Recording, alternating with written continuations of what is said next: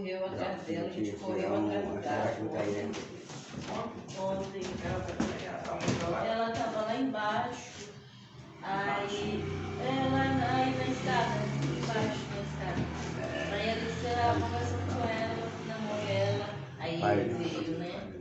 A paz do Senhor, meus irmãos e meus amigos que estão assistindo nessa transmissão dessa internet, estamos levando a sua casa, seu lar, a sua família.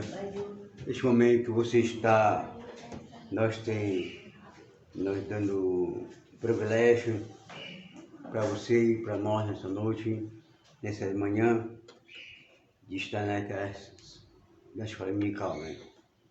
Pela manhã estudando a palavra de Deus. Antes de orar, eu leio uma palavra aqui para você, que se encontra em Mateus capítulo 21, e versículo 5. Evangelho segundo São Mateus, capítulo 21, versículo 5 em diante. Você observe essa palavra que eu vou ler ao teu coração. Diz assim, ó: diz ao filho de Sião, eis aí que vem o teu rei. Diz ao filho de Sião, eis aí que te vem o teu rei, humilde, montado em jumento, no jumentinho, cria de animal de carga. Indo os discípulos, tendo feito como Jesus lhe ordenaram, trouxeram jumentinho, então puseram em cima dele a sua veste, sobre ela Jesus montou.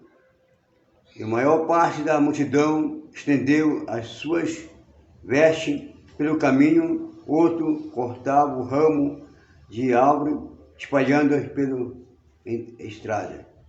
A multidão, tanto os que precedia como as que seguia, clamava Hosana ao filho de Davi, bendito que vem em nome do Senhor, Hosana nas maiores alturas. Entrando ele em Jerusalém, toda a cidade se alvoroçou, perguntaram: quem é este? E a multidão clamava: este é o profeta Jesus de Nazaré da Galileia. Então, vejamos hoje, quando se comemora na catolicismo, no católico, dia de Ramos, né? Dia de Ramos.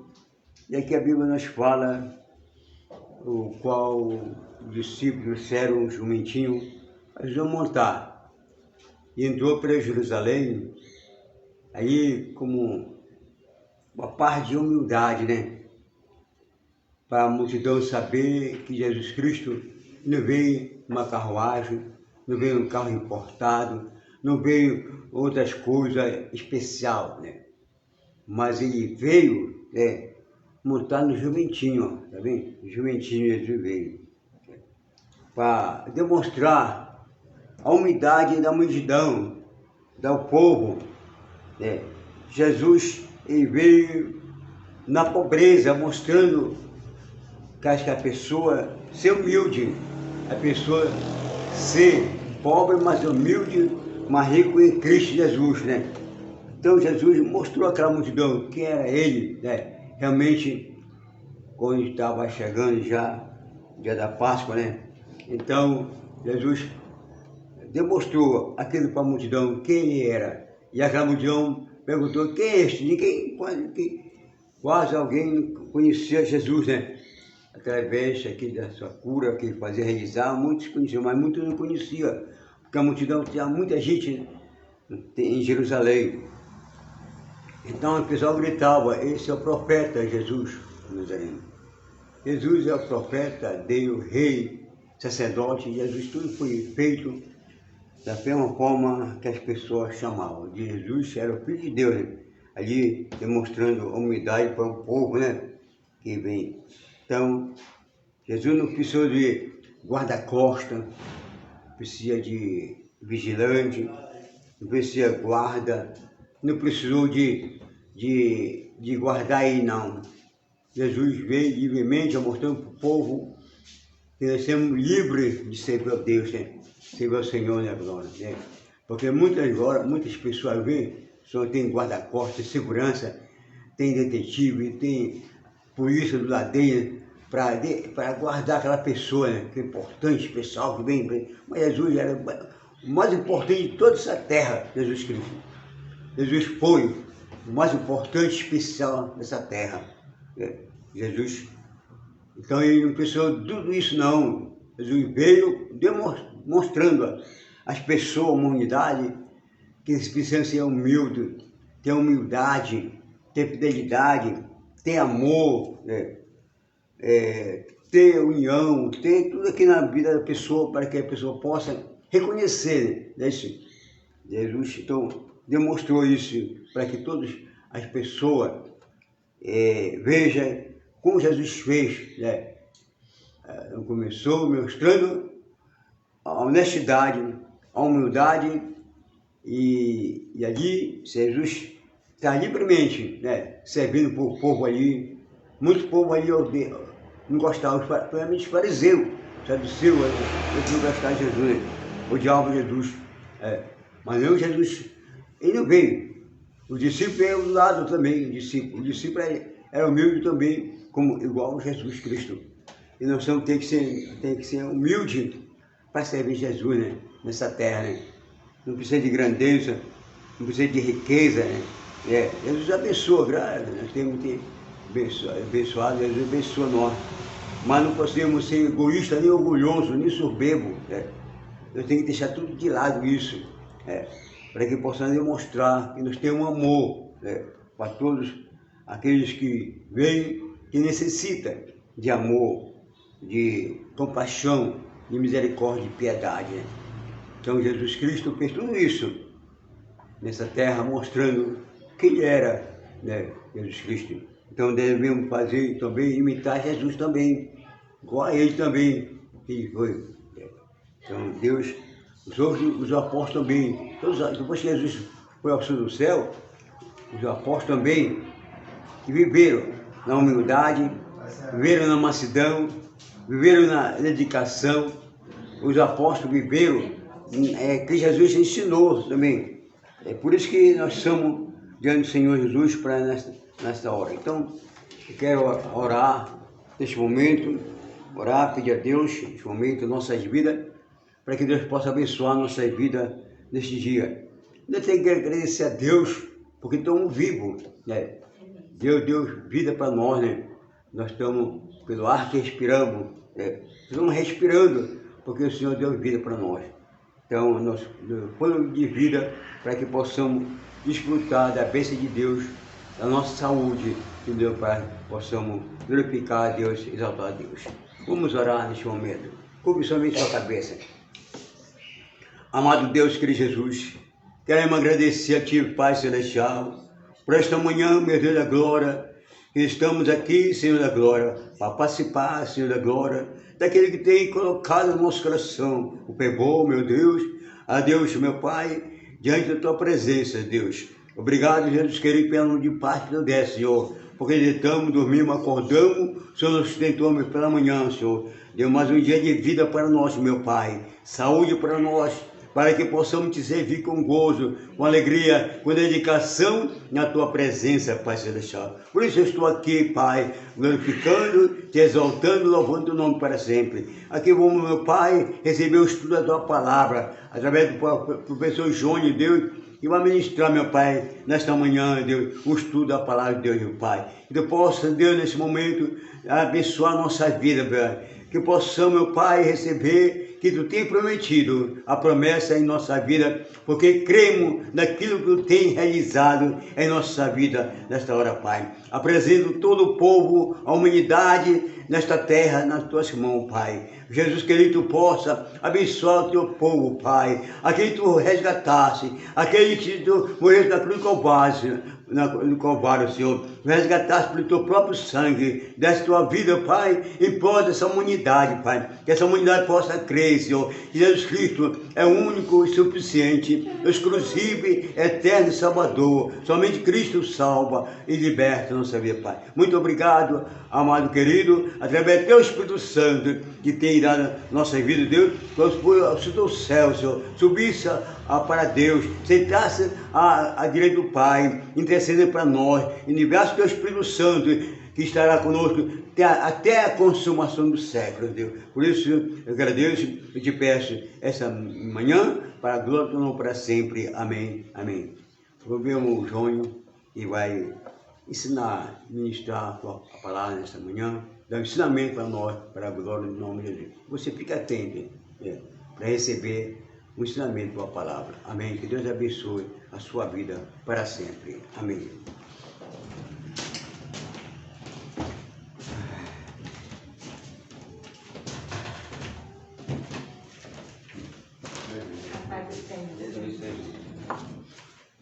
A paz do Senhor a todos, estamos mais uma vez aqui na Escola Dominical e nós vamos estudar hoje um assunto que para os judeus é ignorado.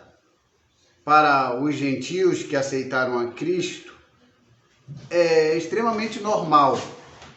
Hoje nós vamos saber sobre os fatos sobre Jesus, o Messias. E reconhecer que Jesus é o Messias requer provas. Os judeus dizem que Jesus não é o Messias porque todos os que se manifestaram no Antigo Testamento, eles sempre se manifestaram com espada, com batalhas, com guerras, e sempre tirou o povo do meio do povo que estava oprimindo o povo de Israel, para que aí então aquele libertador se destacasse. Então a promessa de que aquele que sentaria no trono de Davi viria e libertaria o povo de Israel da escravidão.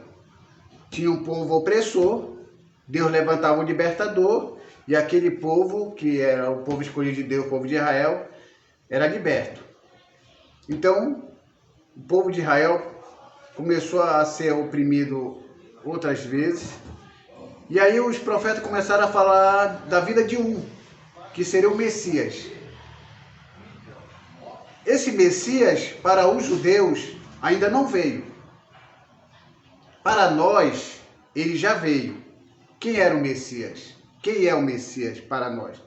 Jesus Cristo. Para o judeu, quem é Jesus? Para o judeu, Jesus é aquele cidadão que era judeu, que se revoltou contra a opressão de Roma, tentou fazer uma revolução e acabou sendo morto. É simplesmente um revolucionário para os judeus e que morreu e não ressuscitou. Esse é o Jesus para os judeus que não creem que ele é o Messias. Para nós, quem é Jesus? É o Filho de Deus, é a segunda pessoa da Trindade.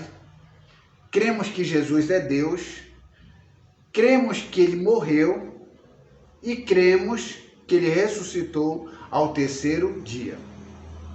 E subiu ao Pai, mas antes de subir, ele prometeu que um dia ele ia voltar. E nós aguardamos essa volta. Tem alguns teólogos aí fora, de algumas denominações, que dizem que Jesus não vai mais voltar. Mas eu creio que ele vai voltar. É isso que a palavra diz. E é isso que nós estamos aguardando. Então ele vai sim voltar. E como a gente pode provar que esse Jesus que nós estamos seguindo, que nós cremos que ele é o Messias, é realmente o Messias? Não existe outra fonte mais forte do que a palavra de Deus. Mas a palavra de Deus diz que Jesus é o Messias, segundo o que nós lemos, segundo o que nós entendemos. Existem alguns fatos na história que dizem que Jesus é o Messias? Sim. Existem pessoas históricas que disseram que Jesus existiu? Sim. Sobre a existência de Jesus, quase ninguém mais fala sobre essa questão. Claro que existem algumas pessoas bobas que diziam que Jesus nunca existiu. Mas já está provado dentro da arqueologia, dentro dos relatos históricos, que Jesus existiu. Homens que nem criam em Jesus diz que ele existiu. Então, sobre a existência de Jesus, nós não temos nenhuma questão para deixar em dúvida. Só que tem um porém. No tempo de Jesus, quando ele se apresentou como Messias, outras pessoas também se apresentaram como Messias. Então, a maior dúvida dos judeus e a maior dúvida de alguns historiadores é que outras pessoas disseram também que era o Messias e morreram. Outras pessoas disseram que era o Messias e também foram crucificados. Então, essas pessoas foram tratadas como pessoas impostoras. Não conseguiram provar aquilo que dizia. Mas no caso de Jesus é diferente. Porque todas as profecias do Antigo Testamento comprovam que Jesus é o Messias. Os outros que diziam que era Messias não conseguiram cumprir nenhuma profecia do Antigo Testamento. Então, a gente pode perceber que aquele que se diz ser o Cristo e não corresponder com as profecias da Bíblia, esse Messias é falso. Aqui no Brasil tem um Cristo, né? Que é o Henrique Cristo. Ele diz ser o Cristo. Ele diz ser o escolhido de Deus. E que está aqui. Está aí. Falando, aparecendo nos jornais. Mas para nós ele não é o Cristo. Ele não é o Messias. O Messias voltará um dia sim. Mas muito diferente dos que aí estão aparecendo. Então, dentro da Bíblia, Deus não deixa nós sem essa informação de que um homem iria surgir na história. Deus não deixa nós em dúvida como identificarmos o Messias, como saber quem é o Messias. As profecias do Antigo Testamento são como pistas numa história de mistério. Por que mistério? Porque só entende as coisas de Deus quem é de Deus. Não adianta, irmão. Se você falar coisas de Deus para uma pessoa que não é de Deus, ela não vai entender. Ele não vai entender porque o coração dele, a natureza dele está inclinada para o mal. Então, quando a Bíblia diz assim, quem é de Deus, ouve as coisas de Deus, isso nos ensina que nós estamos preparados para receber a iluminação do Espírito Santo e entender a palavra de Deus. Então, a primeira questão que nós vamos procurar dentro da Bíblia é saber se realmente Jesus é o Messias. E qual é o primeiro texto? Qual é a primeira passagem que vai falar acerca do Messias na Bíblia? A primeira passagem que fala acerca daquele que viria, aquele que ia se manifestar, o Messias, aqui não fala o nome Jesus, mas quando a gente vai analisar o texto e vamos procurar saber quem é o descendente da mulher, a gente percebe e entende e vê que aquilo se encaixa perfeitamente em quem? Em Jesus, que vai surgir há mais de 2000 anos atrás. Então Gênesis 3,15. Gênesis 3,15 É a primeira profecia na Bíblia que vai falar acerca da vinda de quem? De Jesus, da vida do Messias. Então esse texto de Gênesis 3,15 é interessante porque nós chamamos isso de proto-evangelho. É uma coisa que já nos vai advertindo, nos vai orientando e nos trazendo esse entendimento. Olha o que diz lá. Esse texto foi escrito em 1400 a.C. Olha, bem antes de Cristo foi escrito sobre Jesus e se cumpre em Jesus. Se isso acontecesse para se cumprir na vida de uma outra pessoa, isso não aconteceria. Então, olha o que diz lá. Então o Senhor disse à serpente: porquanto fizeste isto? Reticência. Aí depois eu vou pular lá. E porém inimizade entre ti e a mulher, e entre a tua semente e a sua semente. Esta lhe ferirá a cabeça e tu lhe ferirá o calcanhar. Então nós percebemos aqui nesse contexto que Deus fala com a mulher e fala que Deus vai colocar inimizade entre a mulher e a serpente. Quem é a serpente? A serpente, nós sabemos muito bem quem é a serpente. A serpente é o diabo. Olha, o contexto dessa passagem é a tentação e a queda de Adão e Eva enganados pela serpente. Quem é a serpente que enganou Adão e Eva? Apocalipse capítulo 12, versículo 9, Apocalipse capítulo 20, versículo 2, lá vai ser identificado quem é a serpente. Lá diz que é a antiga serpente, que é o diabo, ou Satanás. Essa é a antiga serpente, é aquela mesma que fez com que Adão e Eva pecassem contra Deus. Porque a proposta da serpente era o quê? Que eles não iriam morrer e que eles seriam iguais a Deus. Deus chega para Adão e Eva e diz: olha, vocês não podem comer do fruto. O dia que vocês comerem do fruto, vocês morrerão. Temos duas palavras, uma palavra de Deus e uma palavra da serpente. Qual foi que Adão e Eva escolheu? A palavra de Deus ou a palavra da serpente? Escolheram a palavra da serpente. Por quê? Porque todo ser humano tem uma incompletude na sua vida. Se ele tem 1 milhão, ele quer 2 milhões. Se tem um par de sapato, quer 2 pares de sapato. Se tem uma casa, quer 2 casas. O ser humano não fica contente com o que tem. Sempre quer mais e mais e mais e mais. Quando Deus diz para Adão e Eva: olha, o dia que vocês comerem, vocês vão morrer. E a serpente diz: não. O que Deus disse não é isso. Vocês não vão morrer. Pelo contrário, vocês vão ser iguais a Deus, conhecedores do bem e do mal. Então a serpente dá algo mais. Cuidado, o mundo é desse jeito. O mundo vê para você e aquilo que você tem como sendo pouco para você.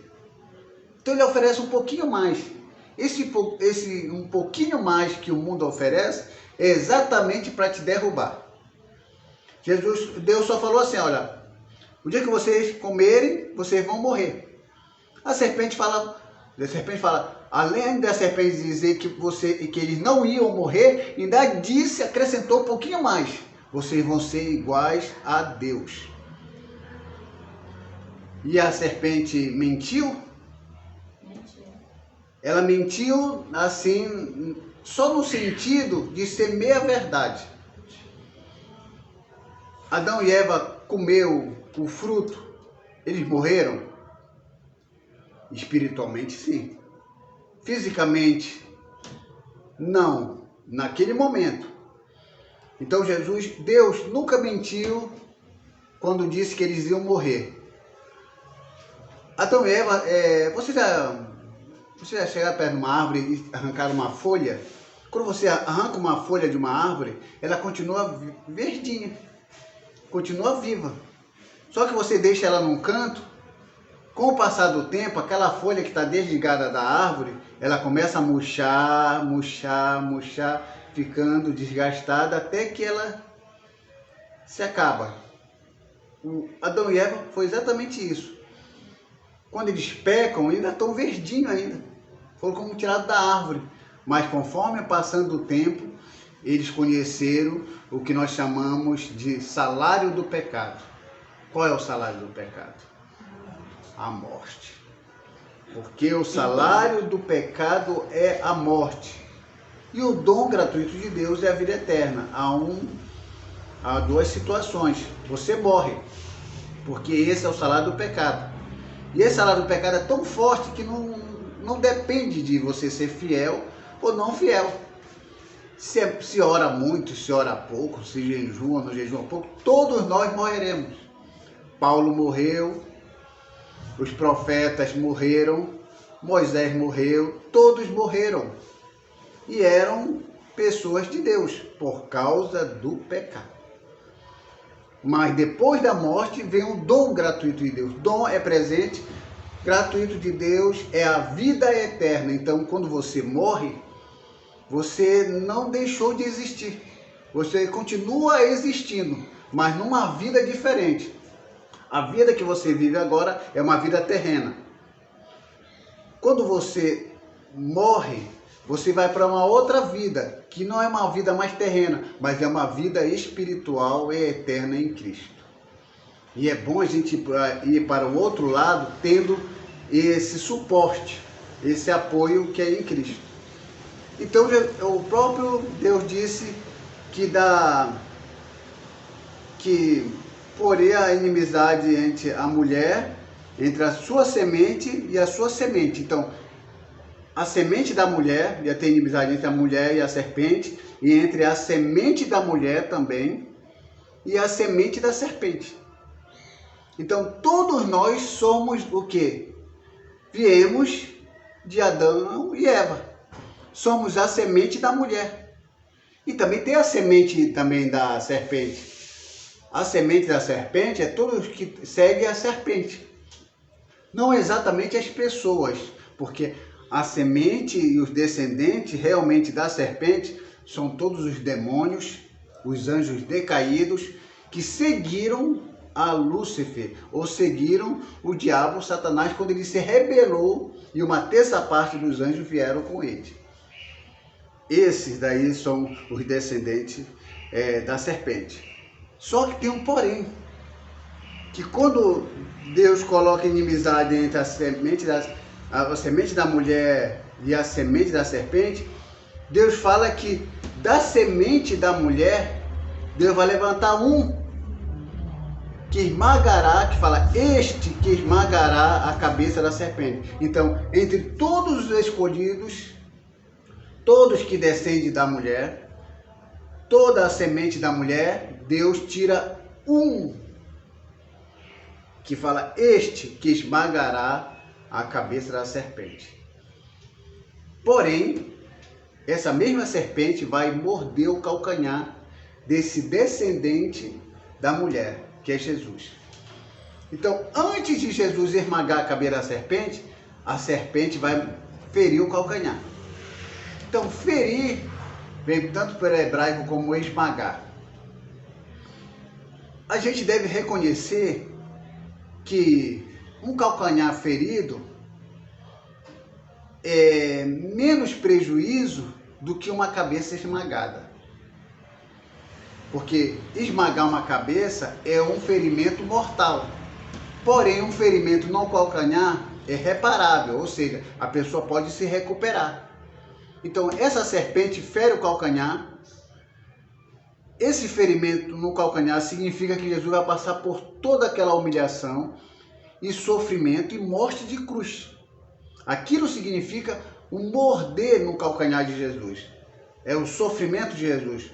Porém, ele ressuscita e esmaga a cabeça da serpente. Aí ele diz, todo poder é me dado no céu e na terra. Então a gente percebe que a única pessoa que tem capacidade de esmagar, de ferir a cabeça da serpente é quem? Jesus. Só ele. Mas só que tem muito crente por aí dizendo, pisa na cabeça da serpente, esmaga a cabeça da serpente. Cuidado. Jesus, Filho de Deus, que pisou a cabeça da serpente, teve uma consequência de ter o calcanhar mordido, sendo ele Filho de Deus, imagina nós. Então, não pense que pisar na cabeça da serpente é tão fácil como se pensa. Porque até Jesus, para fazer isso, teve que passar pelo sofrimento de cruz. Segundo a profecia, que diz que esse te ferirá a cabeça, tu lhe ferirá o calcanhar. Que Jesus pisa na cabeça, ele é vencedor sobre a serpente, porém a serpente fere o calcanhar dele, que vem a simbolizar o que? Todo o sofrimento que ele passou por um motivo, por nós. Aquela cruz era para mim e para você, mas Jesus disse, eu vou levar por ela, eu vou levar por ele e vou passar por isso. E a gente também tem que entender que quando Deus fala, porém inimizade entre ti e a serpente, Deus falando isso para Eva e para a serpente, que ia colocar inimizade. Inimizade quer dizer o quê? Que não havia entre eles mais nenhum contato, nenhuma conciliação ou nenhuma comunhão. Deus estava totalmente cortando essa comunhão entre a mulher e a serpente. Porque parece-me que a mulher estava tendo já um contato muito íntimo com a serpente antes, ao ponto de obedecê-la e comer do fruto que Deus disse que não era para comer. Então Deus, eu vou colocar inimizade entre vocês dois agora. E essa serpente, embora o texto fale serpente, Deus não está falando aqui com animal. Embora apareça a palavra serpente, Deus está falando aqui com o diabo. Porque até hoje eu nunca vi inimizade entre uma pessoa e um animal. Então Deus, embora seja uma serpente, que era usada pelo diabo, mas quando Deus dirige a palavra, ele não está falando com a serpente que anda pelo chão. Ele está falando com aquele que usou a serpente, que é o diabo, e que fez a mulher desobedecer e pecar contra Deus. Então Deus não está falando com a serpente que rasteja, ele está falando com aquele que usou a serpente, que é o diabo. Então, nesse versículo aqui, nós temos aqui pelo menos 5 personagens, que a gente não pode esquecer aqui, olha, no Gênesis 3,15. O primeiro personagem é Satanás, porque aparece Satanás lá, enganando a mulher. Também parece a mulher, parece a semente de Satanás, que a gente sabe quem é a semente de Satanás. Semente de Satanás são todos os demônios e os anjos decaídos. E tem a semente da mulher, e finalmente tem também este que ferirá a cabeça, que é um descendente que vai sair da mulher e que vai também esmagar a cabeça da serpente. Então, quando a gente percebe tudo isso aqui, esse é o primeiro. Se alguém perguntar para você, qual é o primeiro versículo da Bíblia que fala acerca de Jesus como Messias? Aí você já sabe responder. Gênesis 3,15. É a primeira profecia que fala acerca de Jesus. E também não deixa também de falar também de uma também que nasceria do seu ventre, que seria Maria, mas todo o destaque está muito relacionado a quem? A Jesus Cristo. Então, Deus descreve o alcance do conflito. Ele envolverá todas as futuras gerações entre a tua semente, que é Satanás, e o descendente e o seu descendente, que é da mulher. 1 Pedro 5,8, 1 João 5,19. Então, tudo está relacionado, porque a única intenção do diabo é fazer com que todo o ser humano peque contra Deus. E fazendo isso, ele consegue o seu objetivo, diabo não ama ninguém. O diabo não quer amizade com ninguém. As pessoas reúnem um grupo ali e dizem, nós somos grupos de satanistas, nós somos grupo que adora o diabo. Eles fazem esse grupo por conta. O diabo nunca vai olhar para eles como pessoas que podem ser consideradas no nível de amor que Deus tem por nós. Por quê?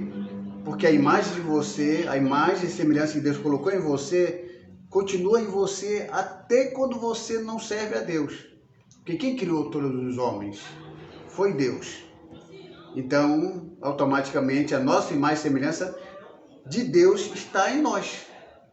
Então, quando o diabo olha para o homem que bebe cachaça, que fuma maconha, que rouba, que mata e tudo, faz tudo aquilo, com tudo isso que a pessoa faz, o diabo ainda não consegue amar. Ele não consegue dizer, você é meu filho.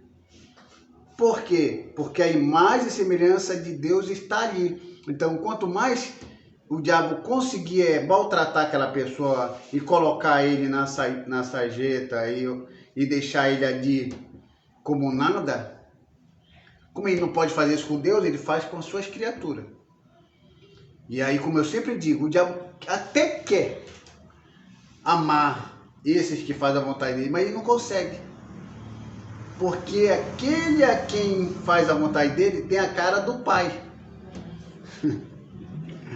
É como se o diabo dissesse, poxa, eu tô querendo te amar, mas tu tem a cara do teu pai.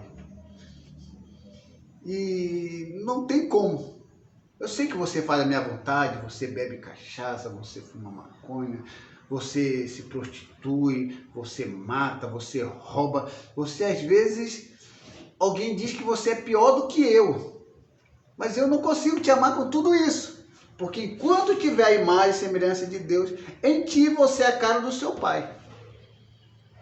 É por esse motivo que as pessoas sofrem na mão do diabo, porque ele não consegue fazer nada contra Deus, então ele faz contra as suas criaturas. Então, a semente da mulher vem exatamente para destruir as obras do diabo. Como diz aqui, o próprio Jesus disse que ele viera para destruir as obras do diabo. João 12:31, João 16:11, que confere também com Hebreus 2:14, que diz que o próprio Jesus veio para destruir as obras do diabo. Destruir as obras do diabo é desfazer tudo o que ele está fazendo. Uma das coisas que eu acho interessante, que tem muito crente que ainda gosta disso, é de ver noticiário de coisas ruins na televisão. Que o pai matou o filho matou o pai, a mãe que matou o pai, e aquele homem que estrupou uma criança. Tudo isso é obra do diabo. Tudo isso é obra do diabo. Quando você assiste isso, automaticamente você está assistindo às obras do diabo.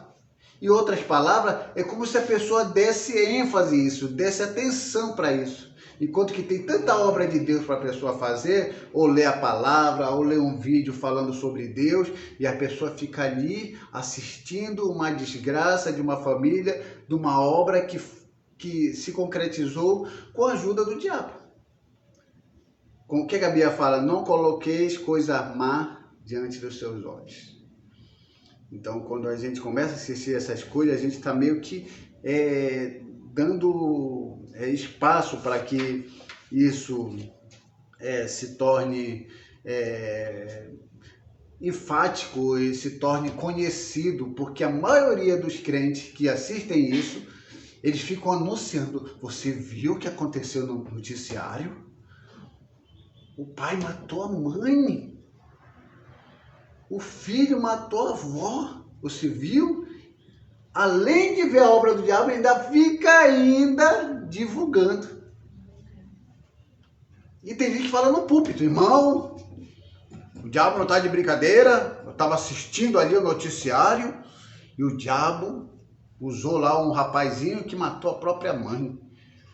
O diabo, opa, valeu. Eu não sabia que eu tinha alguém fazendo uma propaganda para mim, fazendo uma divulgação do meu trabalho. Meu trabalho está sendo bem reconhecido. Então a gente tem que ter muito cuidado isso. A gente começa a falar as obras do diabo aí fora. Não precisa falar, todo mundo está vendo. Ele não faz nada escondido, ele faz para todo mundo ver. As televisões, as internet, os comentários na rua, você entra no ônibus, você vê o que ele está fazendo. Mas a gente fica feliz que Deus levantou um que pisa a cabeça dele e que o deixa no seu lugar de destruição.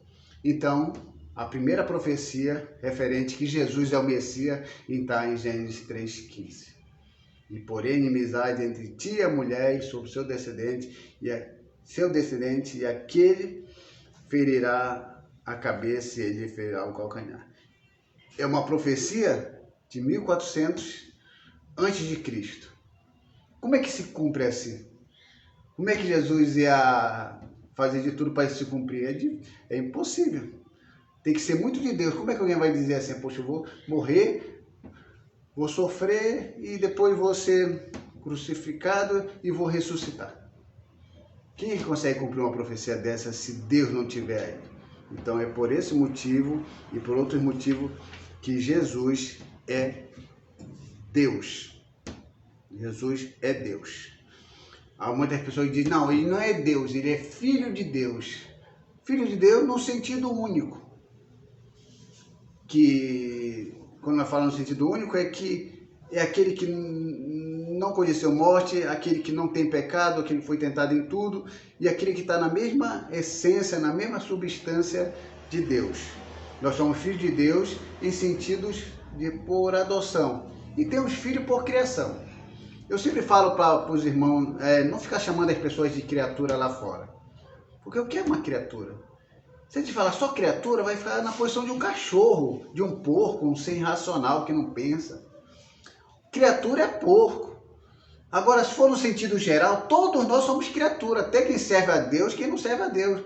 Porque criatura vem de algo que foi criado.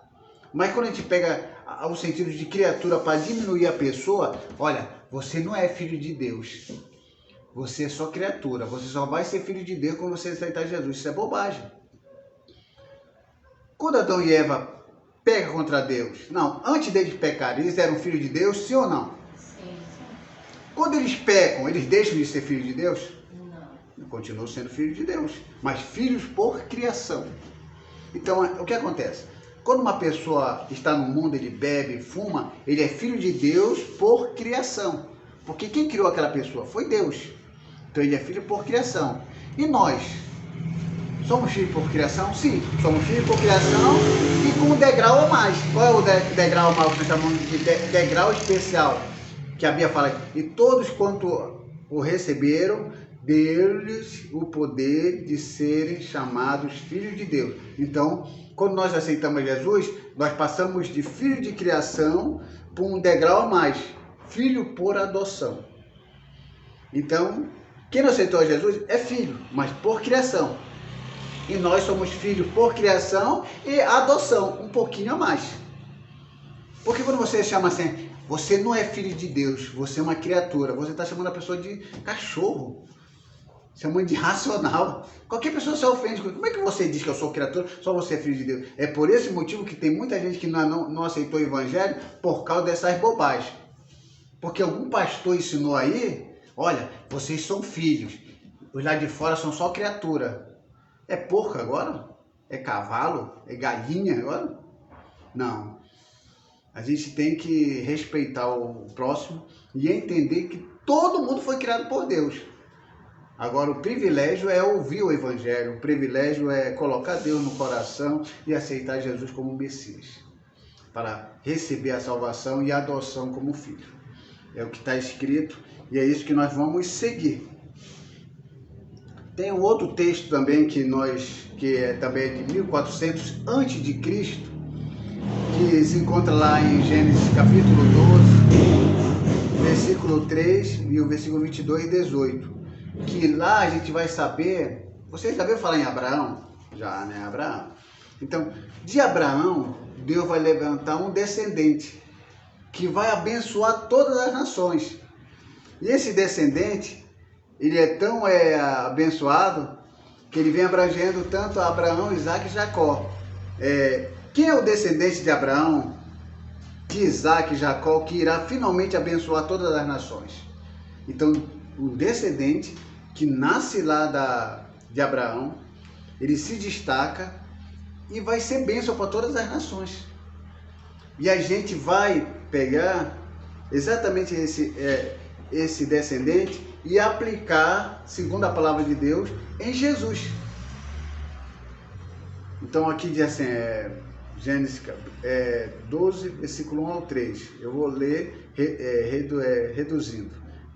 E disse o Senhor a Abraão, reticência, de ti farei uma grande nação, e te abençoarei, e te engrandecerei o nome. Se tu uma bênção, reticência, em ti serão benditas todas as famílias da terra. Então, todos que estivessem ligados a Abraão seriam abençoados e seriam benditas as famílias da terra.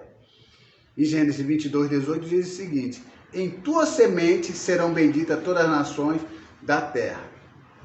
Então, uma semente que vai sair de Abraão, que iria ser o canal de bênção para todas as nações. Então, qual é o contexto dessa passagem? Em Gênesis 12, Deus ordenou a Abraão que saísse da sua terra e viajasse para a terra que mostrarei.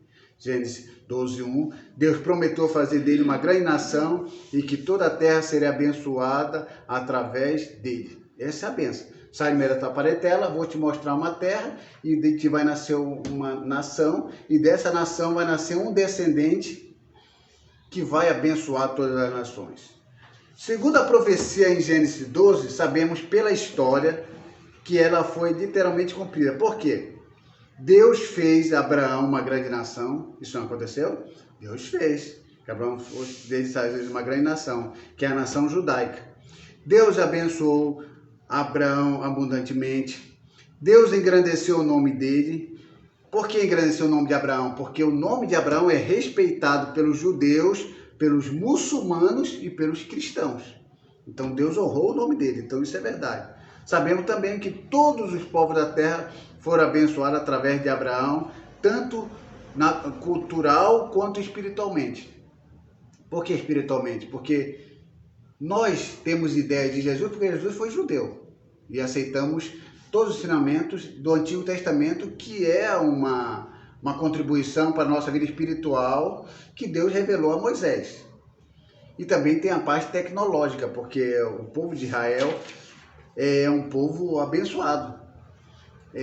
Tentaram fazer guerra contra eles, mas sem sucesso, porque é um povo abençoado. O que é que diz a Bíblia lá? Abençoarei os que te abençoarem e amaldiçoarei os que te amaldiçoarem. É uma promessa de Deus a Abraão sobre a nação. Então, quando meu pai pede para a gente orar pela nação de Israel, tem umas pessoas que são contra, e a gente não está olhando aqui dos extremistas, não, estamos falando do povo de Israel, daquele povo que Deus prometeu que seria um canal de bênção. Então a gente não vai amaldiçoar Israel, porque quem amaldiçoa Israel é amaldiçoado. Quem abençoa Israel é abençoado. Então é uma promessa que Deus entregou a Abraão e foi passar a seu descendente. Então a gente tem que ter muito cuidado e orar realmente por Israel. Agora cabe a Deus fazer o que é para se fazer. Isso que é importante. Então a gente começa a entender que aquele que vem de Abraão, o descendente dele, que vai abençoar nações, alguém pode dizer, será que não é Josué? Josué? Não faz muito sentido ser Josué, porque Josué não tem nada a ver com sendo o descendente de Abraão, nem Moisés, porque Moisés a gente vai ver uma outra situação, que é um profeta semelhante a ele, então não tem nada a ver. É Isaac? Não, porque esse descendente que vem para abençoar as nações é o Deus de Abraão, Isaac e Jacó. Então está incluído Isaac e Jacó, então não pode ser nem Isaac e Jacó. Esse descendente que vai aparecer. Segundo alguns judeus, diz que esse descendente de Abraão é o Messias. Só que eles não querem dizer que é Jesus, mas nós sabemos que esse descendente de Abraão é o Messias prometido. É aquele realmente que vai abençoar. E todos aqueles que se ligarem, todos aqueles que entenderem realmente que Jesus é o Messias, é o descendente de Abraão, eles vão ser abençoados. E não tem outro nome, não tem outro nome que possa se encaixar tão perfeitamente para que possa trazer essa ligação entre Jesus e uma outra pessoa. Tenta colocar, sendo um descendente de Abraão, outra pessoa além de Jesus. Eu não consigo. Eu não consigo colocar outra pessoa como sendo canal de bênção para a nação, além de Jesus. Olha, como lá, o apóstolo Mateus colocou no início do seu livro esta importante afirmação: livro da genealogia de Jesus, Cristo, filho de Davi e filho de Abraão. Mateus capítulo 1, versículo 1. Até na genealogia lá de Mateus, fala da genealogia de Jesus, Cristo, filho de Davi e filho de Abraão, ligando Jesus a Abraão, afirmando que ele é sim aquele descendente que foi prometido há 1400 anos antes de Cristo, que ele seria esse escolhido. Genealogia, você sabe o que é genealogia? Genealogia é o registro dos antepassados de alguém. O que aconteceu com nossos parentes lá?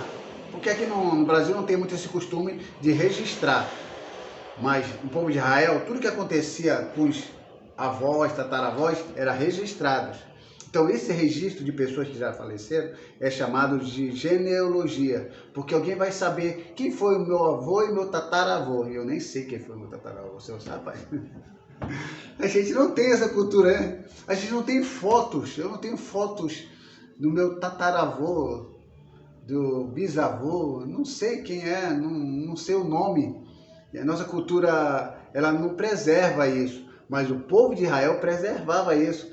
Fulano gerou fulano, ciclano gerou, e até chegar em Jesus. Chamamos de genealogia para dizer que aquela pessoa faz parte daquela família e daquela geração.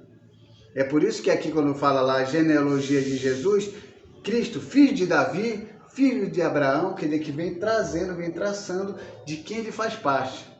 E aí, dentro disso aqui também comprova que Jesus é aquele descendente de Abraão que vai abençoar as nações. E isso aí está bem claro, não há como negar isso. Como diz aqui em Gálatas, capítulo 3, versículo 8 e 9. Eu vou ler aqui para vocês. Ora, tendo as Escrituras previsto que Deus justificaria pela fé. Fé em quem? No Messias. Os gentios. Pronunciou o evangelho a Abraão. E em ti, em ti, nos descendentes de Abraão, serão benditas todos os povos, de modo que os de fé são abençoados com crentes Abraão. Você vê que o Novo Testamento em Gálatas, capítulo 3, versículo 9, indica de que o descendente de Abraão, aquele que foi prometido há 1400 anos antes de Cristo, seria o Cristo, seria Jesus o esperado, seria aquele realmente que nós estamos aguardando.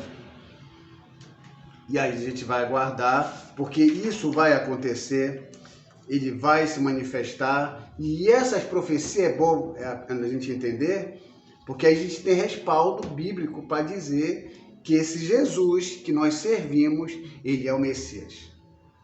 Se você falar para o judeu, vai falar, não, você está errada. Esse Jesus aí não é o Messias, não. O Messias nós ainda estamos esperando. E um dia ele vai aparecer. E aí fica para Deus como ele vai fazer com que esse povo escolhido de Deus entenda que Jesus é o Messias.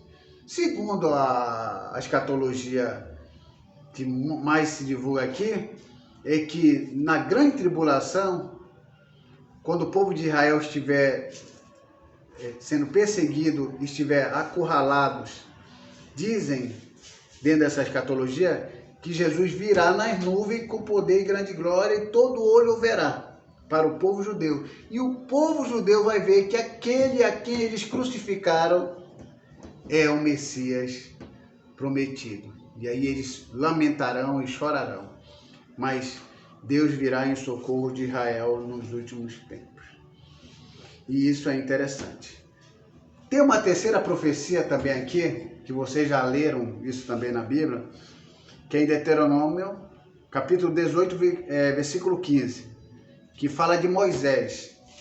Fala, quem é o profeta semelhante a Moisés? Que diz, a ele ouvirás. Você já viram falar alguma vez sobre isso? É um texto que fala assim, eu vou ler aqui, é Deuteronômio, capítulo 18, versículo 15 em diante. Eu vou ler aqui. Olha lá, Moisés falando. O Senhor teu Deus suscitará um profeta do meio de ti, de teus irmãos, semelhante a mim. Moisés fala que Deus vai suscitar um profeta semelhante a ele. A ele ouvirá, quando esse profeta se manifestar. Moisés está falando. Moisés foi considerado o maior profeta do Antigo Testamento. E fala que vai aparecer alguém semelhante a ele. E a Fena, suscitar-lhe-ei um profeta do meio dos seus irmãos, semelhante a ti. Isso já é Deus falando, que vai suscitar do meio do povo de Israel um profeta semelhante a Moisés. Em cuja boca porei as minhas palavras, e ele lhe falará tudo o que lhe ordenar, de modo que aquele que não ouvir as minhas palavras, que ele falar em meu nome, disso lhe pedirei conta. Está na Torá. Então, esse é um texto de 1400 a.C., que diz, quem crê que Moisés existiu? Moisés existiu? Existiu. Então, Moisés diz que Deus vai levantar um profeta semelhante a ele. E esse profeta semelhante a ele faria o que ele fez. Prodígios, e falará face a face com Deus, e teria uma comunhão igual a ele como ele tem com Deus. E esse profeta, algumas pessoas dizem que esse profeta semelhante a Moisés seria Josué. Só que Josué não é profeta. E não existe nenhum texto que diz que Josué exercesse o ministério profético.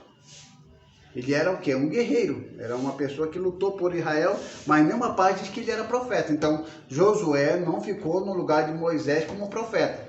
Ele ficou no lugar de Moisés como sucessor. Deus sepulta Moisés, que até hoje ninguém sabe onde ele foi sepultado.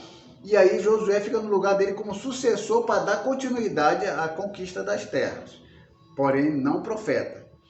E também, lá em Deuteronômio 34:10, diz assim, nunca mais se levantou em Israel profeta algum como Moisés. Está em Deuteronômio 34:10. Quer dizer, quando Moisés foi sepultado, ou seja, ele morreu e Deus sepultou, ninguém naquele tempo, lá em Israel, se levantou para ser igual a ele. Então, nem Ezequiel, nem Jeremias, nem Isaías, nenhum desses profetas foi semelhante a Moisés. Homem de coragem, né? É um homem de coragem, homem de atitude, homem de Deus, totalmente consagrado a Deus, homem que tinha uma comunhão com Deus. Quem falava mal dele acabava tendo umas consequências porque ele tinha uma comunhão com Deus e ninguém mexia. Esse era o verdadeiro ungido de Deus. Então ele diz que esse homem de coragem, como a senhora falou, Deus ia levantar alguém parecido com ele. Quem seria parecido com Moisés? Aí alguém pode falar, não, mas foi João Batista? Não, João Batista também não, porque quando lá perguntaram para João Batista se ele seria o Deus, o profeta, o próprio João Batista disse que não. Então nós temos várias situações aqui para comprovar que Jesus é esse profeta. Esse profeta semelhante a Moisés, que teria essa mesma autoridade, esse poder e essa mesma posição. Então aqui, pensa um pouco, um profeta semelhante a Moisés seria um personagem único em Israel? Porque este profeta semelhante a Moisés seria considerado uma referência ao Messias vindouro? Primeiro, é um fato que a nação de Israel, através de toda a sua história, não aplicou a nenhum profeta essas palavras específicas. Isso não quer dizer que um dos rabinos não tentasse aplicá-la a um profeta favorito, mas não pode ser negado que a nação de Israel como um todo jamais reconheceu qualquer profeta do Antigo Testamento como semelhante a Moisés. Ninguém do Antigo Testamento é semelhante a Moisés.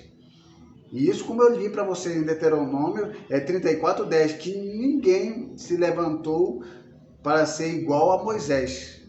Então, está descartado algum personagem do Antigo Testamento que possa ficar no lugar de Moisés como sendo aquele que seria semelhante a ele. Então, a gente descarta o Antigo Testamento, aí a gente vai para o Novo Testamento. E outra coisa também, quando se fala desse descendente semelhante a Moisés, está no singular, é uma pessoa só, não é várias pessoas. Claro que no Antigo Testamento, no Novo Testamento, apareceu vários profetas, mas o profeta que é semelhante a Moisés é um. Moisés era um, então se levanta um e semelhante a ele. Não é 2, nem 3, nem 4.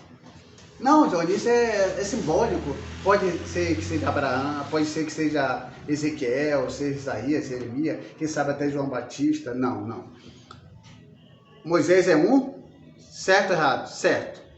E alguém é semelhante a ele? Um também. Então é no singular. Então a gente vai aguardar isso acontecer.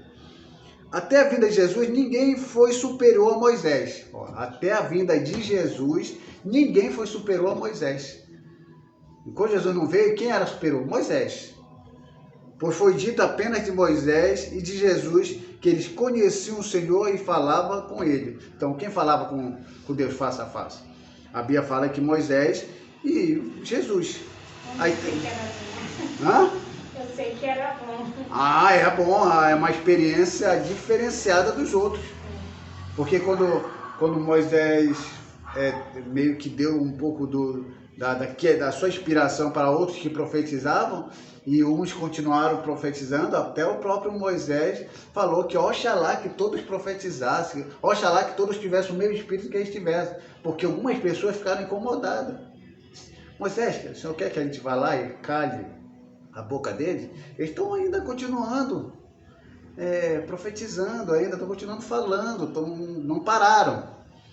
Moisés, você está com ciúme de mim? Oxalá que todo mundo tivesse o que eu tenho, o que eu sinto, o que eu sou. Porque aí então, se todos tivessem o que eu tenho, eu poderia sair e ninguém faria bobagem. Mas como todo mundo é dependente da inspiração que eu tenho e ninguém tem o que eu tenho, se eu sair um pouquinho, o povo se desvia. O povo faz coisa errada. E foi o que aconteceu. Enquanto ele subiu lá no monte, passou um tempo lá, o que o povo fez aqui embaixo? Um bezerro de ouro. Fez um bezerro de ouro. Povo independente da inspiração de Moisés. Tem muita gente aqui na igreja, às vezes, que é assim. É dependendo da inspiração do professor, independente da inspiração do pastor. Se o pastor não estiver perto, se o pastor não aconselhar, se o pastor não falar algo, se Deus não usar aquele pastor, eu estou perdida, eu estou perdido. Dependente da inspiração daquela pessoa. Se aquela irmã de oração não for lá na minha casa orar comigo, eu não sei não, eu acho que eu vou sair do caminho do Senhor. Dependente da oração. Mas se eu não ligar para aquela irmã e ela não falar uma palavra boa para mim, se não vê uma profecia da parte dela, estará tudo acabado. Por quê? Dependência da inspiração de outro.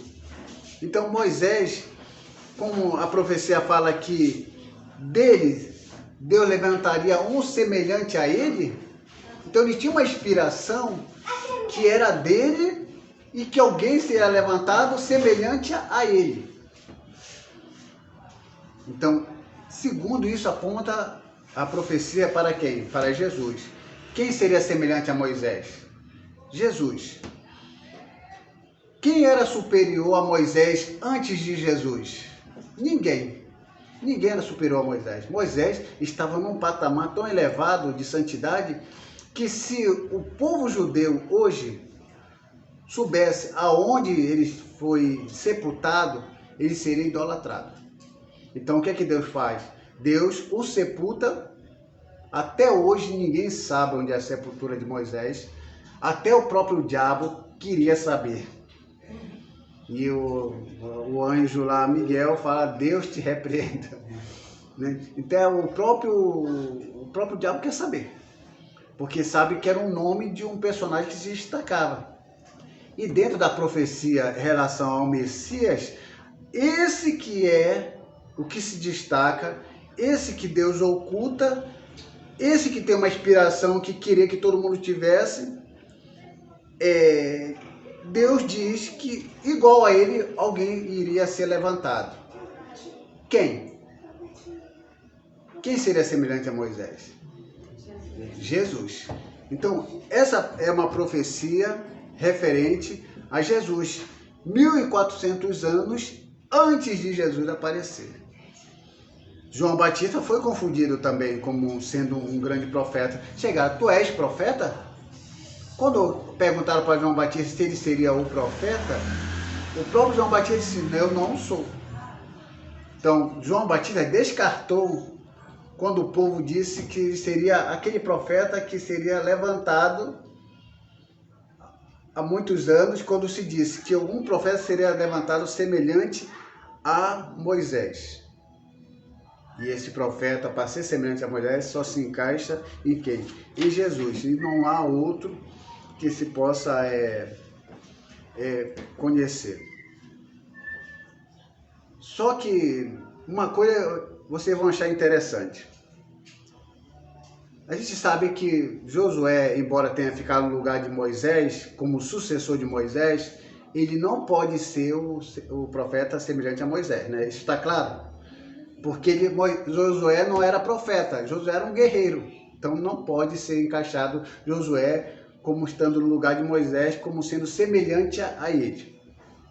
Também não pode ser Jeremias, não pode ser Ezequiel, não pode ser Isaías, porque antes de Jesus nenhum profeta se levantou tendo a mesma posição, o quê? De Moisés. Eu vou ler de novo para vocês aqui. Deuteronômio, capítulo 34, versículo 10. Nunca mais se levantou em Israel profeta algum como Moisés. Nenhum profeta. Então quer dizer que antes de Jesus, nenhum profeta, nem Isaías, nem Jeremias, nem Ezequiel, nenhum daqueles profetas foram maior do que Moisés. Então, o que ia se levantar realmente estava para o futuro. Aí, no Antigo Testamento, nós já descartamos, procuramos algum profeta que fosse semelhante a Moisés, nós não encontramos. Agora, a gente vai para o Novo Testamento. No Novo Testamento, um dos profetas que se destaca muito e foi chamado por Jesus de um grande profeta é João Batista. Mas só que em João, capítulo 1, versículo 21, interrogaram João Batista e disseram assim, és tu o profeta? E João Batista responde o quê? Não. Não sou.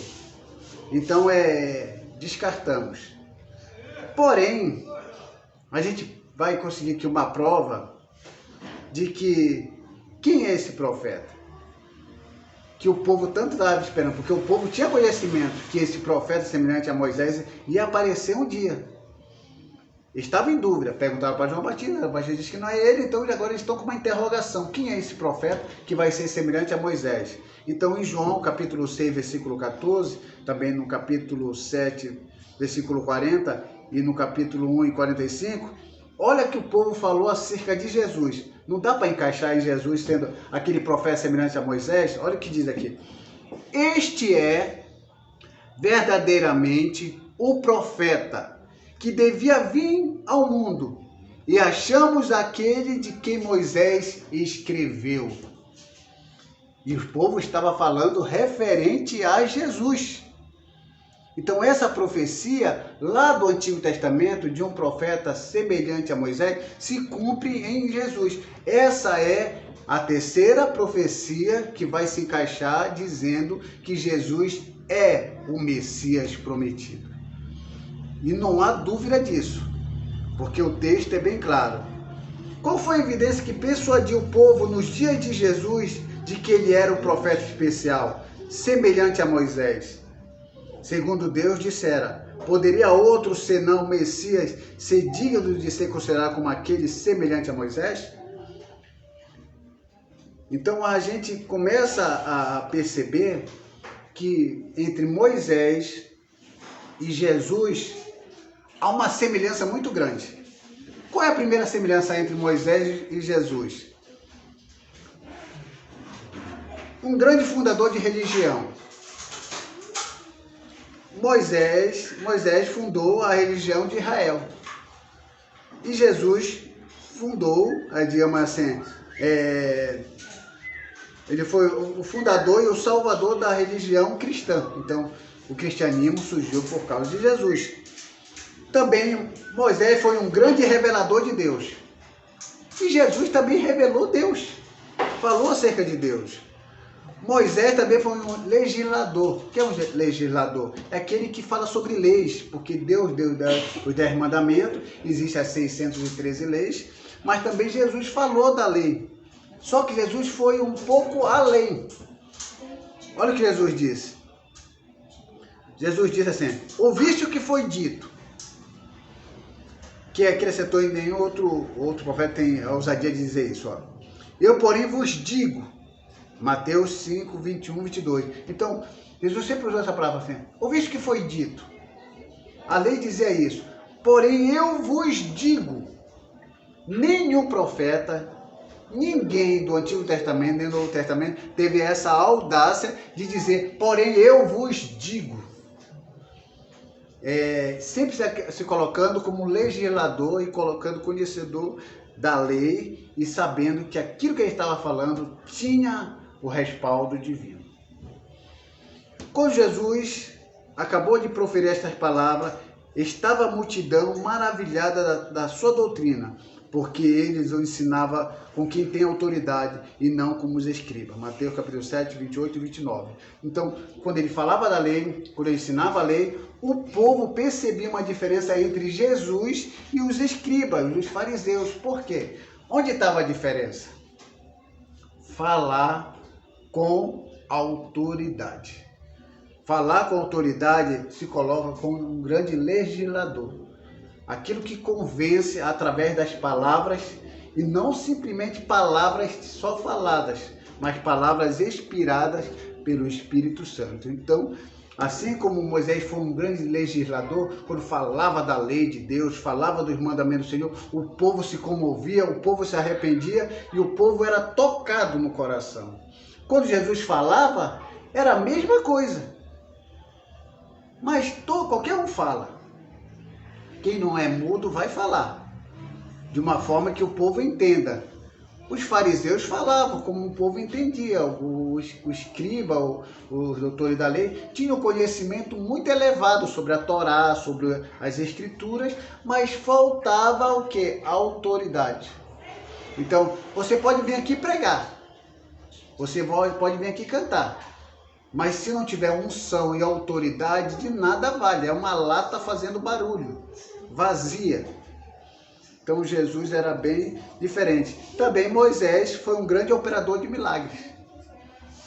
Através de Moisés aconteceu as questões das 10 pragas, o mar vermelho foi aberto, e através de Jesus também, milagres também aconteceram.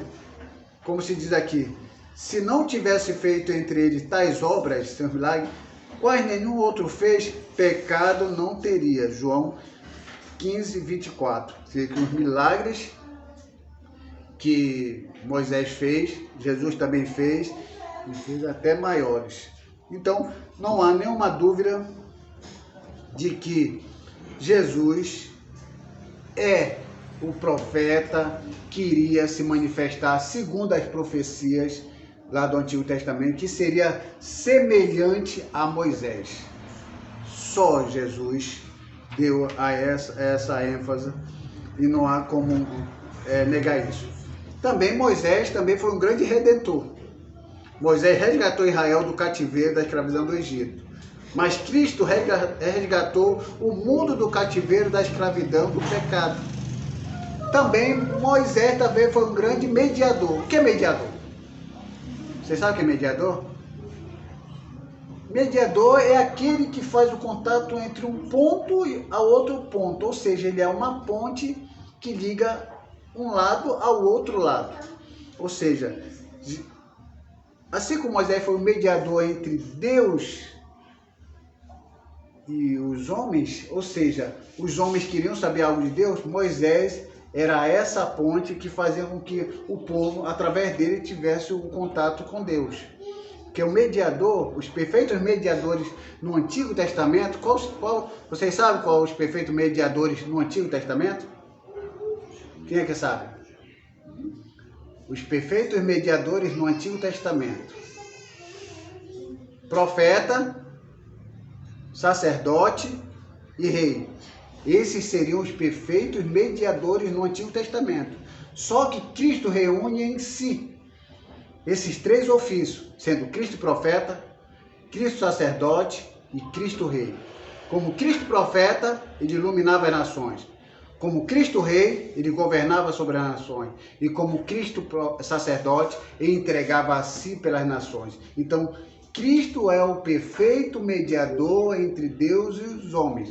Não tem negócio de Santo Antônio, não tem negócio de São Miguel, e outro santo que possa interceder por nós e ser nossos mediadores. Só Jesus é o único mediador.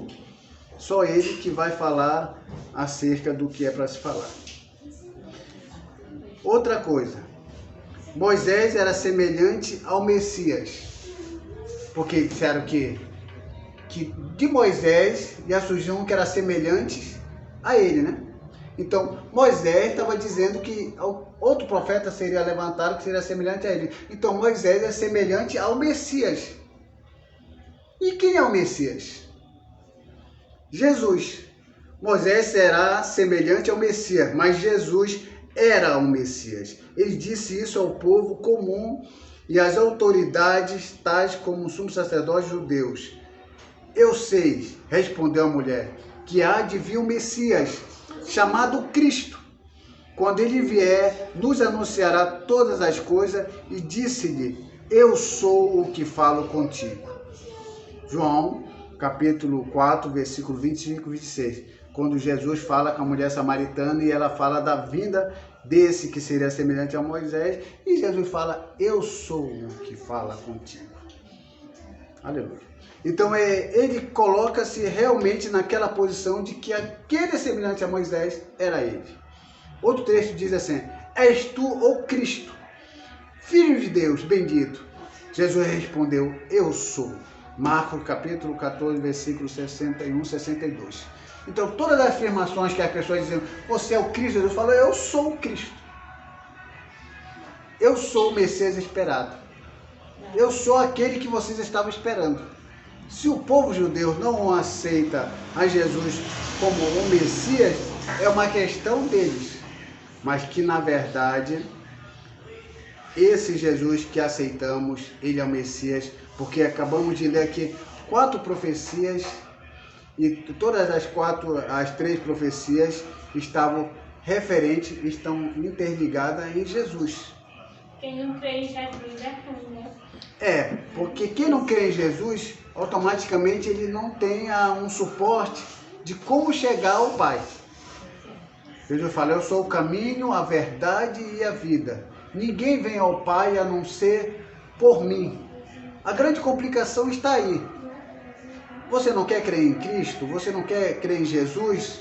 Ok, mas para chegar em Deus, para conhecer a Deus, tem que ser através de Jesus. Agora, se Deus tem uma salvação específica para o povo judeu, é uma outra questão. Para todos aqueles judeus que não aceitaram a Cristo como o Messias, e aí Deus vai levar em consideração pelo respeito que eles têm aos mandamentos, que é a Torá, aí requer uma avaliação da parte de Deus em relação a isso.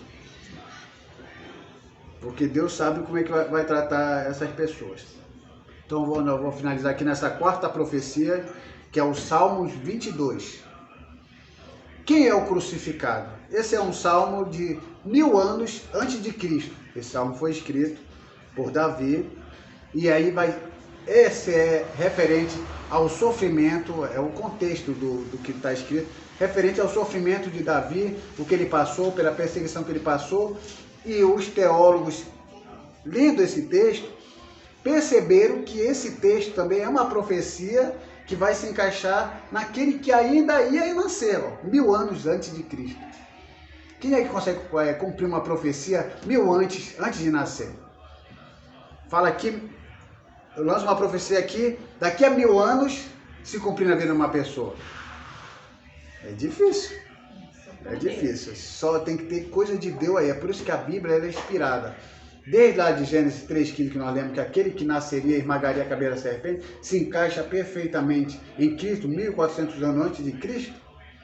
Então a gente não tem nenhuma dúvida que Jesus é o Cristo. Então aqui em Salmos 22, além de ler do 1 em diante, que diz assim: Deus meu, Deus meu, por que me desamparaste? Reticência, eu vou reduzir aqui. Todos que me veem zombam de mim, afrouxam os lábios, meneiam a cabeça, ou sacudam a cabeça.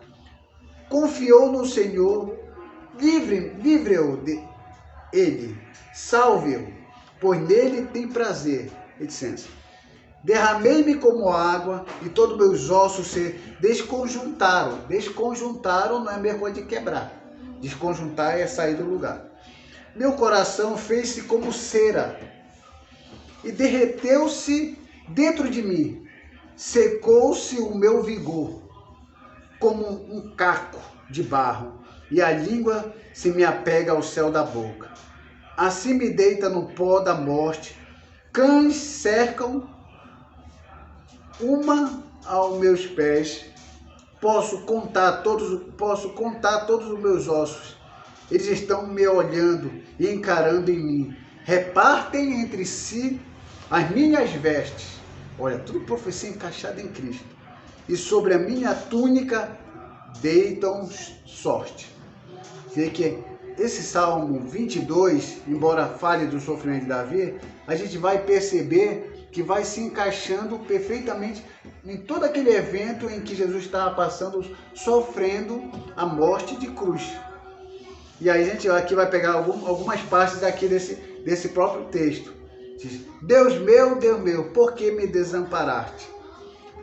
Vocês já ouviram essa frase em algum lugar? Quem foi que falou essa frase quando estava na cruz? Jesus. 1000 anos antes, alguém falaria essa mesma frase? Jesus pronunciou exatamente essas palavras quando estava morrendo na cruz. Mateus 27, 46. Ele expressava corretamente sua tristeza ao carregar a culpa pelos pecados do mundo inteiro. 1 Pedro, capítulo 2, versículo 24. 1 João, capítulo 2, versículo 2. Em outras palavras, o fato do pecado de toda a humanidade serem colocados sobre ele resultou na sua separação temporária do Pai. Gálatas, capítulo 3, versículo 13 a 14. Então, quando ele fala, Deus meu, por que me desamparaste? Foi ali uma separação temporária, por aquele momento de angústia, por ele carregar todos os nossos pecados e sofrer por toda a nossa iniquidade e transgressão. Esse é Jesus que lá em Salmos, número 22, está dizendo, e que aquele mesmo que está ali sendo indicado como sombra, a realidade acontece aqui na vida real de Jesus. Outra parte também que está no texto lá do 22. E todos que veem zombam de mim, afrouxam os lábios e meneiam a cabeça. Jesus foi zombado quando estava na cruz? Sim. O significado da palavra meneiam é balançar ou sacudir a cabeça. Diz que era filho de Deus, diz que tinha poder. Olha aí, olha a situação dele aí. Tudo mentira. Agora tá morto aí, não pode fazer nada. Não consegue salvar ninguém, nem a ele mesmo. Aí começava a zombar. Até aquele que estava ao lado pediu para que Jesus também salvasse a ele e a ele também. E o outro que já falou, não, você não vê que você está falando com uma pessoa que não fez nenhum dano à sociedade e que não fez nenhum pecado? Então, meneiam a palavra, menear significa balançar a cabeça, em zombaria. Também em gesto de desprezo, inclui fato de adversário não só aprovar o sofrimento da vítima, como também sentirem prazer em observar as adversidades e calamidades. Então, havia um prazer em balançar a cabeça e zombar daquele que dizia ser alguma coisa. E aí, você não é o Salvador? Por que agora você está aí nessa situação? Então há um prazer em fazer isso. E isso acontece nos nossos dias. Pessoas que pregam bem e querem servir ao Senhor com fidelidade, mas em um determinado momento da vida, essas pessoas, elas deslizam. E aquele que estava lá, que nunca estava muito bem com Deus, falava: olha eu, olha o santarrão aí, olha a santarrona aí. Achava que era melhor do que todo mundo, achava que orava mais do que todo mundo, e agora está aí a situação dele. Olha a situação dela. Achava que era melhorzona. Olha, essa menina quando cantava, achava que era um passarinho, um canarinho. Agora está de cabeça baixa ali, ó. Tem crente que sente prazer na queda do outro. Tem crente que sente prazer na caída do outro. Olha, pregava bem aí, olha. Ensinava bem, olha como está aí, está de lado aí. Sente prazer. Então, quando eles balançavam a cabeça vendo o Cristo na cruz, havia um prazer ali, ó. Dizia que era o Salvador. Tem deles que é pior do que o ímpio. Sim, pior do que o ímpio. Tem crente que é pior do que o ímpio. E os piores do que o ímpio é aqueles que não cuidam dos seus e nega a fé. A Bíblia fala: aquele que não cuida dos seus é pior do que o ímpio e negou a fé. Esse carro é chato, hein? Mas eu vou falar um pouquinho mais alto aqui, ver quem é que fala mais alto. Então existia esse prazer. Então, 1000 anos antes já falava que alguém ia zombar de Cristo, que iam fazer e não ia reconhecer dele. Mas isso aí era só para se cumprir o que estava escrito no livro sagrado.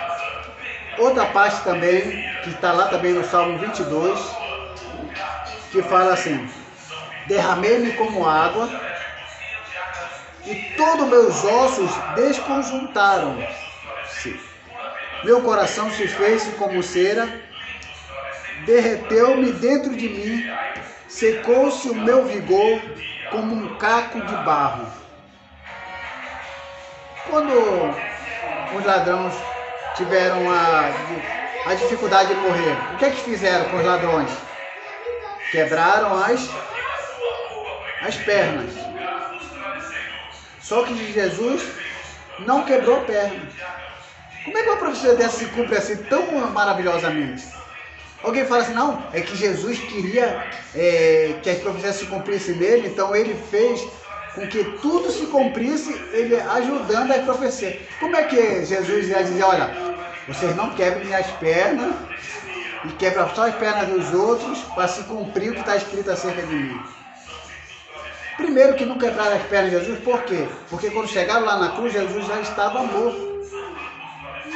E por que quebrava-se a perna? Você sabe por que quebrava a perna? Para quê? Quebrar a perna para quê? Para que quebrar a perna? Para morrer mais rápido. Por quê? Lá na cruz. Você sabe? Eu vou dizer para vocês o que acontecia. Lá na cruz, embaixo do pé, tinha, às vezes quando era pregado, ou então tinha um calço.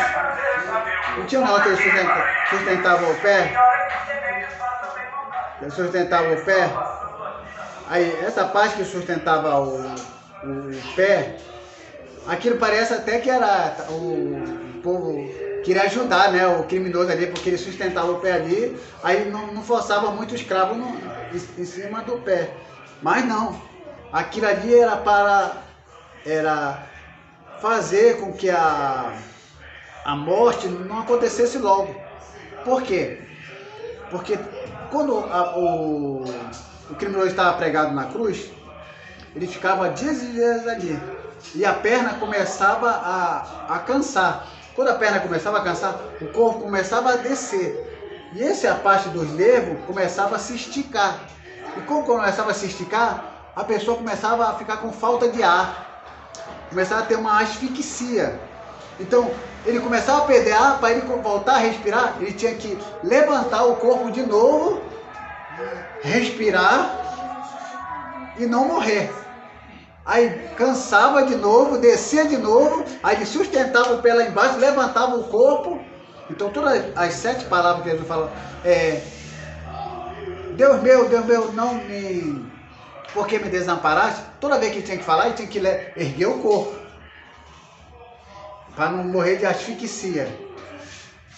E o que acontecia para quebrar as pernas? Quando quebrava-se as pernas embaixo, o corpo descia e a pessoa não tinha mais uma sustentação para elevar o corpo.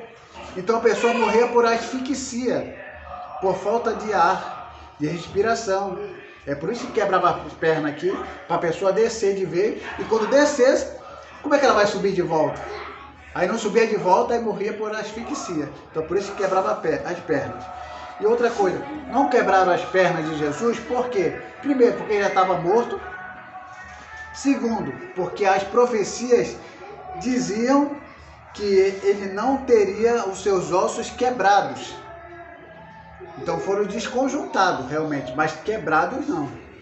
Porque esse é um símbolo do Cordeiro da Páscoa, que se comia o Cordeiro sem quebrar os ossos. Então Jesus se encaixa perfeitamente nessa questão que fala assim, derramei-me como água e todos os meus ossos se desconjuntaram. Desconjuntar é a mesma coisa de quebrar, então não quebrar os ossos de Jesus. O sangue de Jesus na cruz derramou-se do seu corpo como água. E também é um fato que a crucificação desconjunta os ossos e o corpo. Foi isso que aconteceu com Jesus. Finalmente o vigor de Jesus secou, vigor é força. E ele teve sede e depois morreu. João, capítulo 19, 28, 30. Quando o sangue e a água saíram do lado traspassado de Jesus, João 19, 34, essa foi uma prova médica de que o seu coração havia literalmente arrebentado, cumprindo a palavra de Davi. Meu coração fez-se como cera, derreteu-se dentro de mim. Salmos 22, 14. E isso que aconteceu com Jesus.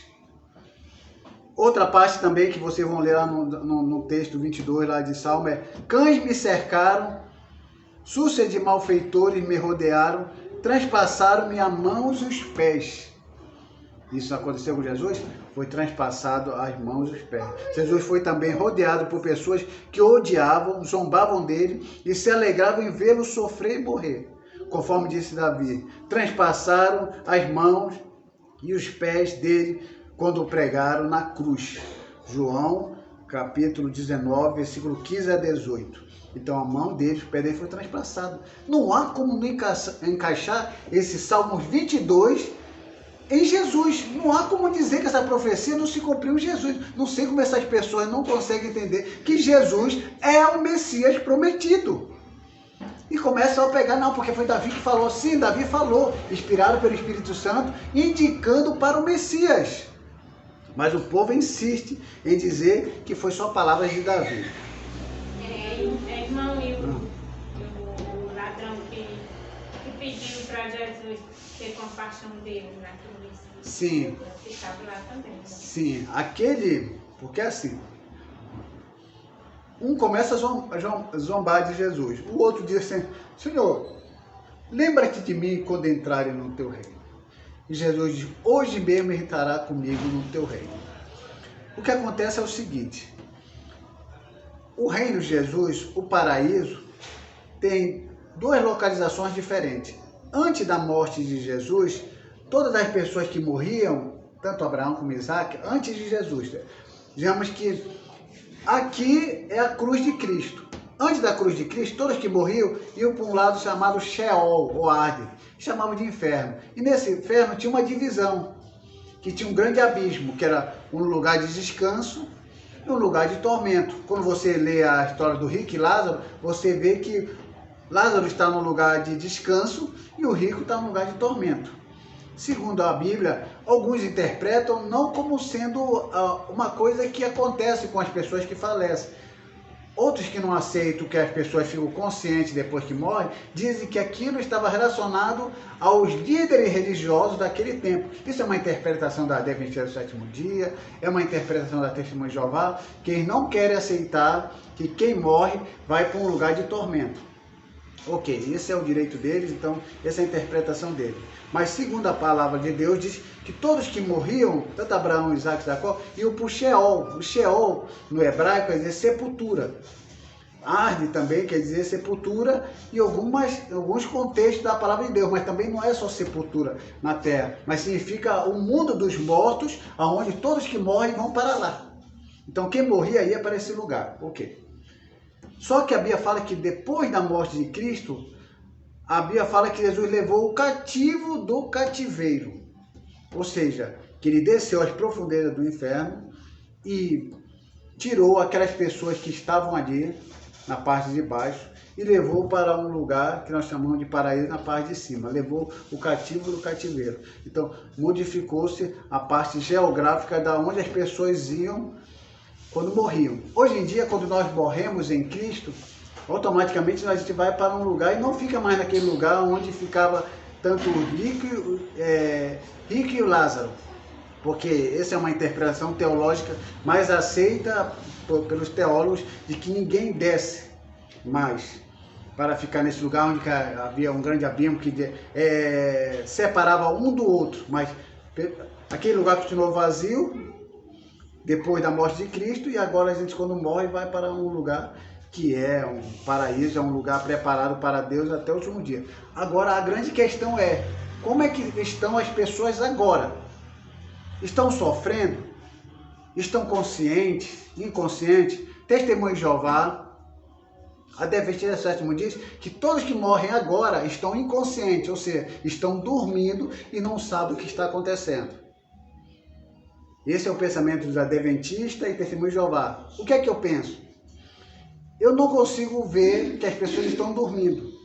Porque se eu estiver dormindo, como alguém pensa, o que é que eu vou fazer com aquele texto de Apocalipse capítulo 6, que diz ali: e eis que eu vi a alma dos que estavam abaixo do trono de Deus e clamavam de dia e de noite por justiça. Nunca vi clamar estando dormindo. Você já viu alguém falar estando dormindo? Só se é sonâmbulo. Mas nesse caso que eles estavam bem acordados. Então, é diferente aceitar uma pessoa inconsciente clamando. Salmos capítulo 6, só lê lá os Salmos,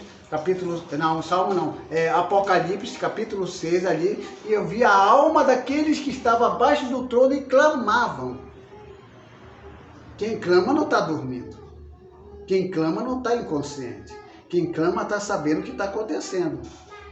Então é difícil, mas tem o povo que aceita isso aí. Aí o que acontece? Por que eu sei disso? Porque a Bíblia fala. Eu estou certo ou estou errado? Não sei. A Bíblia está falando e é isso que eu entendo. A alma dos que estão clamando. Agora, aqueles que aceitam que estão dormindo, também tem essa ideia. Agora, sendo de um jeito ou de outro, o importante é sair desse mundo bem com Deus. Esse é o mais importante. Se você está dormindo, ou se você vai estar consciente ou inconsciente, para mim isso aí que menos importa. Eu só aceito, teologicamente falando, que quem morre não está dormindo inconsciente. Embora a morte seja um símbolo do sono, mas não literalmente na vida espiritual. Mas não vai fazer diferença nenhuma. O importante é morrer em Cristo. Se morrer em Cristo está dormindo, amém. Se morrer em Cristo está consciente, amém também. O importante é ser salvo. Esse que é o mais importante. Fica nessa briguinha boba aí. Ah, não, é consciente, inconsciente. Você é meu inimigo, agora somos inimigos. A sua igreja vai para o inferno, vai para o céu, a sua é falsa, a minha é verdadeira. Essa briga entre os crentes aí faz com que uma briga interna faz com que esse povo se enfraqueça em relação ao inimigo externo. É por isso que o diabo está vencendo aí. Tem muita igreja aí que não tem mais nada de Deus. Tem igreja que usa o nome de Deus, mas não tem nada de Deus.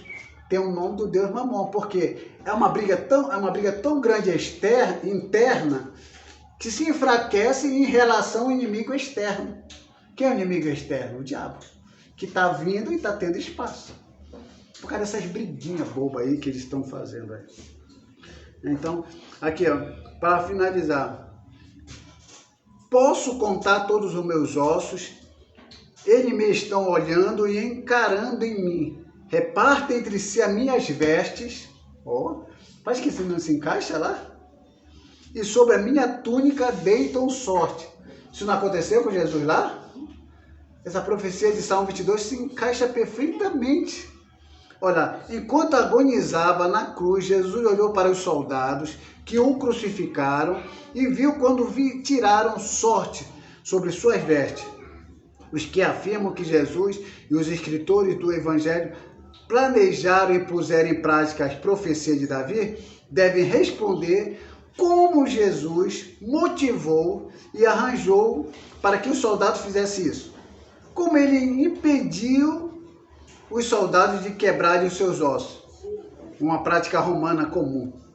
Jesus foi o único dos 3 crucificados cujas pernas não foram quebradas. Veja lá em Salmos 34, 20. Além do mais, ele foi o único a quem transpassaram o lado com uma lança, cumprindo-se Zacarias capítulo 12, 10, não tendo também nenhum osso quebrado por ela. João capítulo 19, 31 ao 37. Então a gente percebe que essas 4 profecias que nós lemos referente a Jesus se cumprem perfeitamente em Jesus. Aí agora já estamos 10 e passamos um pouquinho do horário. A gente vai deixar as outras profecias que eu vou mostrar aqui para vocês. Então nós lemos, hoje nós falamos sobre a profecia. Quem é a semente, o descendente da mulher que esmagaria a cabeça da serpente? Nós já estudamos isso hoje. Nós também estudamos quem é o descendente de Abraão, Isaac e Jacó, que irá finalmente abençoar todas as nações. Estudamos isso também, apontando para Cristo. Também nós estudamos aqui a terceira profecia. Quem é o profeta semelhante a Moisés, de quem Deus diz a ele ouvirá? Conseguimos encaixar Jesus perfeitamente aí. E o quarto aqui. Quem é o crucificado? Que foi lá em Salmos 22. Também percebemos que essa profecia de 1000 anos se cumpre em Jesus. Para as próximas aulas, no domingo que vem, nós vamos ler quem é o menino que Deus terá um reino eterno. Um filho vos deu, será poderoso, Pai da eternidade, príncipe da paz. A gente vai ver que esse menino é Jesus. A gente vai ver quem foi transpassado e moído pelas nossas transgressões, sobre quem o Senhor fez cair a iniquidade de toda a humanidade, que está baseado lá em Isaías 53 também. Quem é o renovo justo e o rei sábio, que será chamado Senhor Justiça Nossa. Aí depois nós vamos ler em Daniel também. Quem é o ungido que será morto depois de 483 anos? Que aí vai bater exatamente com Jesus. Aí, quem é o eterno que reinará sobre Israel, nascido em Belém, Efrata? Tudo isso no Antigo Testamento que vai apontar para Jesus. E o último, quem é Jeová? Aquele a quem traspassaram, por quem Jerusalém e todas as nações de Israel irão plantear e chorar. Então, nós hoje só estudamos 4 profecias referentes a Cristo. A gente vai pegar mais algumas profecias no próximo domingo e eu vou fazer para reduzir o máximo para a gente finalizar as profecias referentes a Jesus. Fatos sobre Jesus, provando que Jesus é o Messias prometido. Que Deus abençoe a todos e assim eu passo a posição aqui para o presidente da Igreja Primitiva Amor ao Próximo, Raimundo Damião.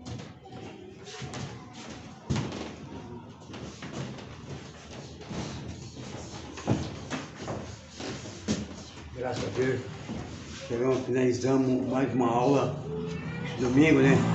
Deus abençoe os irmãos que cooperaram nesta manhã. Hoje à noite nós temos culto, família comemorar o domingo. Hoje na Igreja Católica é Ramos, né? Ramos, né? Dia Não, mas hoje vamos comemorar Cristo Jesus na nossa vida, né?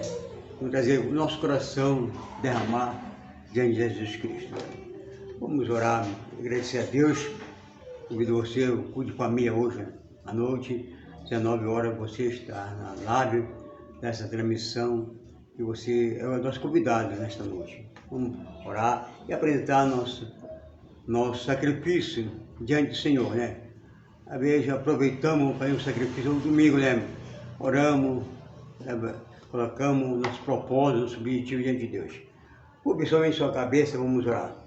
Amado Deus, querido Jesus, queremos agradecer a Ti, meu Pai, mais um dia, meu Deus, que nos desse, reservar-se para Te adorar, celebrar, meu Pai, na Tua presença gloriosa, Pai. Queremos tributar a Ti, Deus, toda a honra, toda a glória, todo louvor, toda a glorificação, toda a exaltação a Deus, Abraão, Isaac e Jacó. Queremos agradecer por tudo, Pai, pelo Teu Espírito que operava nesta manhã. Irmão, prefeito Edivan, meu Pai, a Rebeca, sua esposa, as crianças, Pai, a irmã Nete, Pai Celestial, todos os irmãos, meu Pai, que estão operando essa notícia, possa abençoar maravilhosamente nessa noite, irmão Silvinho, Pai, esposa da irmã Nete. Deus, meu Pai, completa a obra, leve teu filho, Pai, nesta manhã, derrama tuas bênçãos, Pai. Queremos agradecer, Pai, recebe nosso junto. Oramos suave, Dona Lina, colocar o teu santo agrado a tua presença, Pai. Agradecemos e pedimos essa bênção de Jesus, que vive e reina eternamente para sempre. Amém e amém. Que Deus abençoe os irmãos nesta manhã. Receba a sua vitória, essa bênção. Estamos aqui novamente.